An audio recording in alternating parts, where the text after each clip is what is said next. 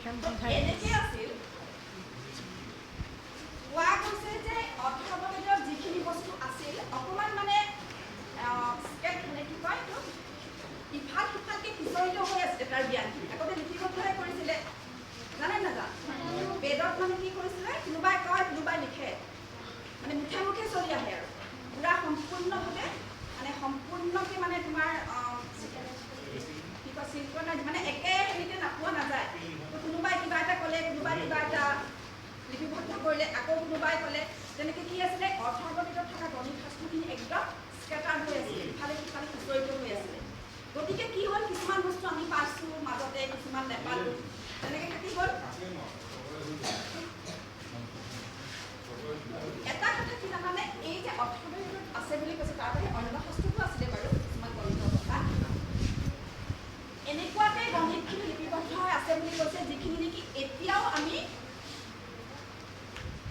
মানে কয় যে বেদত যিখিনি গণিত নাই আমাৰ লগতো এতিয়া নাই মানে যিখিনি আছে সেইখিনিহে আছে আৰু তেতিয়া তাৰমানে গোটেই গণিত শাস্ত্ৰখিনি অৰ্থগণিততে আছিলে বা সমসাময়িক শাস্ত্ৰখিনিত আছিলে আচ্ছা এতিয়া যদি তোমালোকক তৎক্ষণাতে কওঁ কিবা এটা অংক কৰিবলৈ কি কৰা ধৰা মই তোমালোকক ক'লোঁ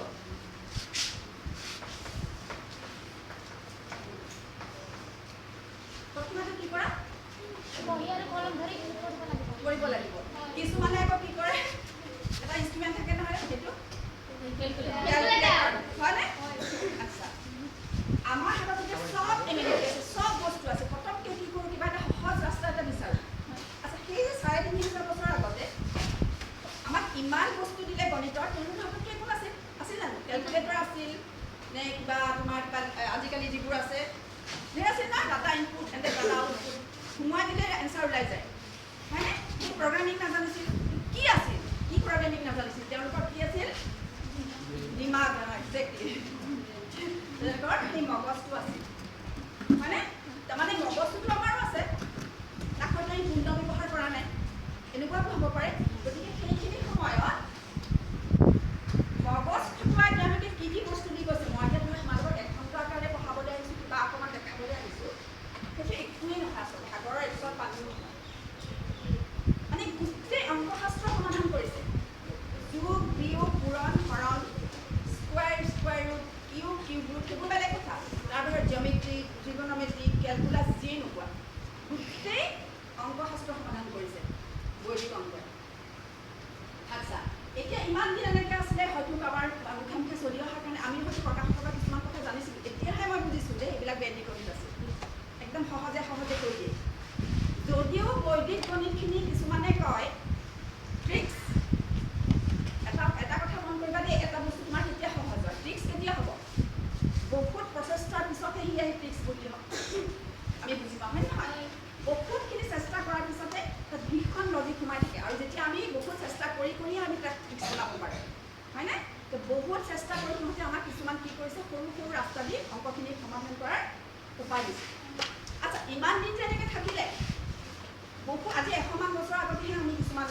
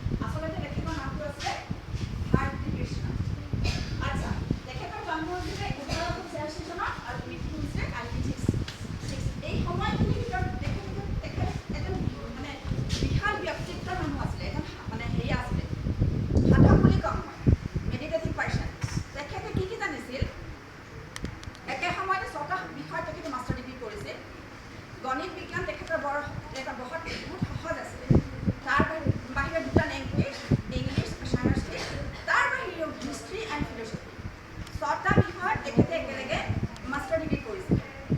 তেখেতে কি কৰিলে, এই যে 18 মিনিটত যে আছিলে বস্তুখিনি, তেওঁ সাংস্কৃতিক ভাষাটো যে মাষ্টাৰ ডিগ্ৰী কৰিলে নহয়, তেখেত সাংস্কৃতিক ভাষাটো অগাধ পণ্ডিত আছিল।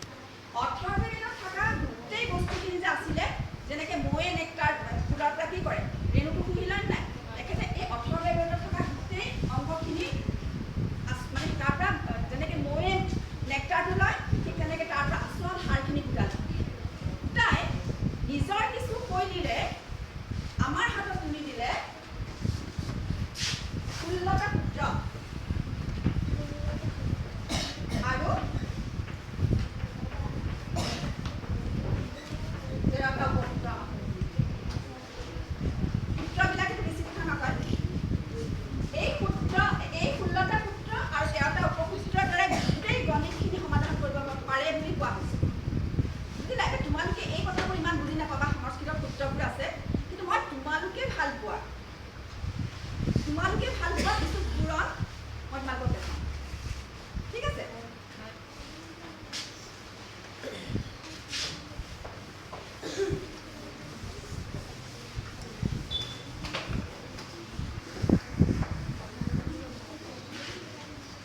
তোমালোকে এতিয়া কোন ক্লাছলৈকে আছা?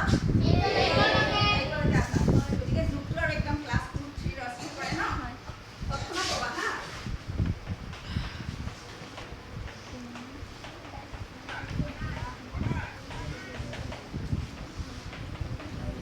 কোৱা।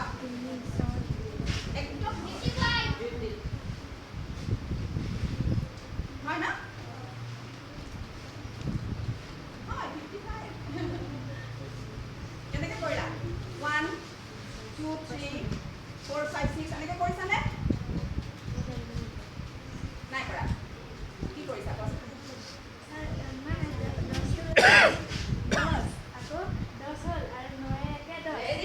ভেৰি গুড, এইটোৱেই লাগে। বুজি পালা? তো আমি কি কৰোঁ, সদায় 10 বিচাৰি যাওঁ। বেদিক মেথড সেই তেতিয়া দিনতে কৈছিলে, অলৱেজ গ' টু বেছ, মানে বেছ নাম আধাৰ নম্বৰৰ ওচৰত, আধাৰ মানে আমাৰ তোমালোকে বহুত কথাই ক'ব লাগে। আমিতো দশমিক পদ্ধতিত সংখ্যাখিনি ব্যৱহাৰ কৰি আছোঁ, হয়নে? এই 10টো বেছ নম্বৰ বুলি কয়, আধাৰ নম্বৰ। আমি সদায় 10 বিচাৰি যাওঁ। চিপছ খাইতো বহুত ভাল পোৱা? নোপোৱা? পোৱা? তো চিপছ পেকেটৰ দাম 10 টকা ন? 5 টকা।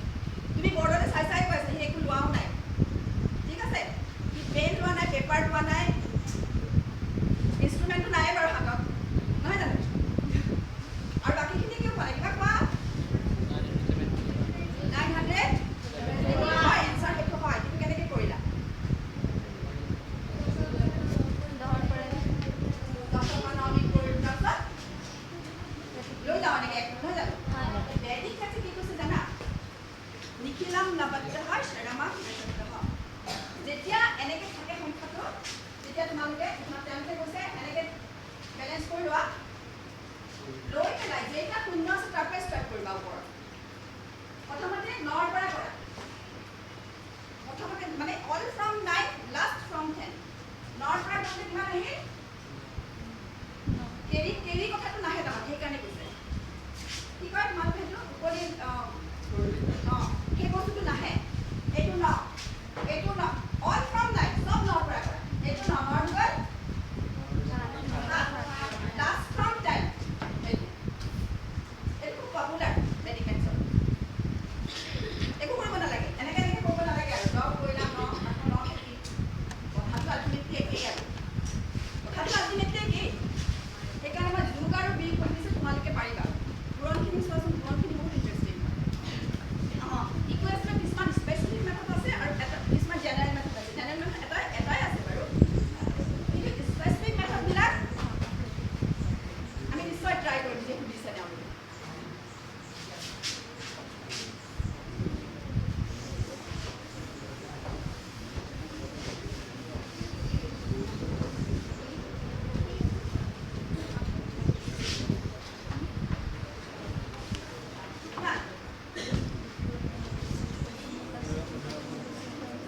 Pocahontas.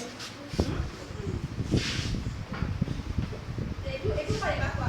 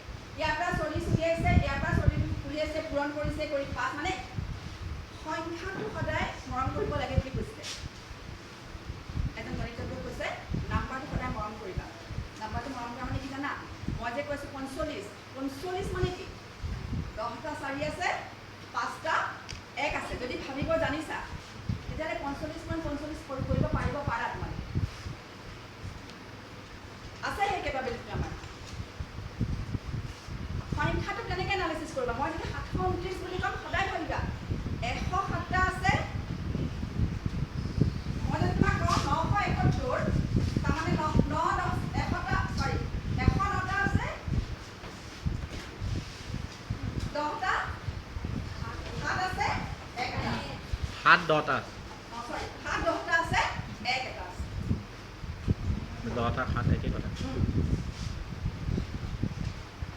বুজিছা তেতিয়া কিন্তু এইটো তোমালোকে কৰিব পাৰা নিজে নিজে ৰিস্কটো লমে নিশ্চয় লম এতিয়া কেনেকৈ কৰিলা পটাপট কৈ আছে যে কৈ যে আছা বাইদেউ পাতি যোৱাৰ লগে লগে কৈ আছে যে এতিয়া কেনেকৈ কৰিলা কোৱাচোন কোনে কোনে কৈছিলা এতিয়া কিমান হ'ল